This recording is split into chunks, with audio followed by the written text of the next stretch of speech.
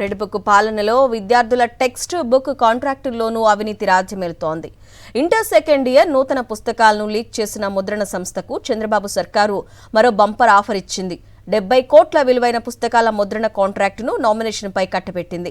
ఆ ముద్రణ సంస్థ తప్పు చేసి అడ్డంగా దొరికిపోయినా కూటమి ప్రభుత్వం మళ్లీ భారీ కాంట్రాక్టును అప్పగించడం సంచలనంగా మారింది. 2026-27 విద్యా సంవత్సరానికి ఇంటర్ రెండో ఏడాదికి కొత్త సిలబస్ ప్రవేశపెట్టారు.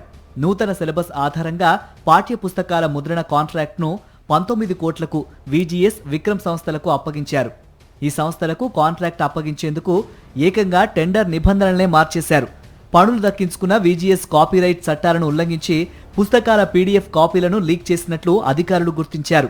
ఈ వ్యవహారంలో కార్పొరేట్ విద్యా సంస్థల నుంచి 10 కోట్లు చేతులు మారినట్టు ఆరోపణలు వెల్లువెత్తాయి. దీంతో విజిఎస్ కు అప్పగించిన ముద్రణ కాంట్రాక్ట్ను తెలుగు అకాడమీ రద్దు చేసింది. కాపీరైట్ చట్టాన్ని ఉల్లంఘించిందని విజిఎస్ పై పోలీసులకు ఫిర్యాదు చేసింది. అయినా ఆ సంస్థపై ఇప్పటివరకు ప్రభుత్వం ఎలాంటి చర్యలు తీసుకోలేదు. మళ్లీ ఇప్పుడు విజిఎస్ సంస్థకు 70 కోట్ల విలువైన పాఠ్య పుస్తకాల ముద్రణను నామినేషన్ పద్ధతిలో కట్టబెట్టడంపై విమర్శలు వెల్లువెత్తుతున్నాయి. గతంలో ఎస్ఈఆర్టీ సిలబస్ పుస్తకాల ముద్రణలోనూ విజిఎస్ తప్పుడు మార్గాలను అనుసరించిందని బ్లాక్ లిస్ట్ లో పెట్టారు. అటువంటి సంస్థకు ఏకంగా టెండర్ నిబంధనలనే మార్చేసి ఇంటర్ పుస్తకాల ముద్రణ కాంట్రాక్టును అప్పగించారని, దీని వెనుక విద్యాశాఖ మంత్రి కార్యాలయంతో పాటు విద్యాశాఖలోని అత్యున్నతాధికారి పాత్ర ఉన్నట్టు ఆరోపణలు వినిపిస్తున్నాయి. అయినా విజిఎస్ ఇంటర్ పుస్తకాల పీడీఎఫ్ ను లీక్ చేసి అడ్డంగా దొరికిపోయింది.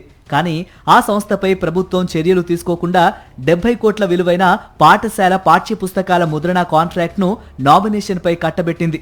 వాస్తవానికి పాఠ్య పుస్తకాల ముద్రణ కాంట్రాక్టు కోసం గతంలో టెండర్లు పిలిచారు.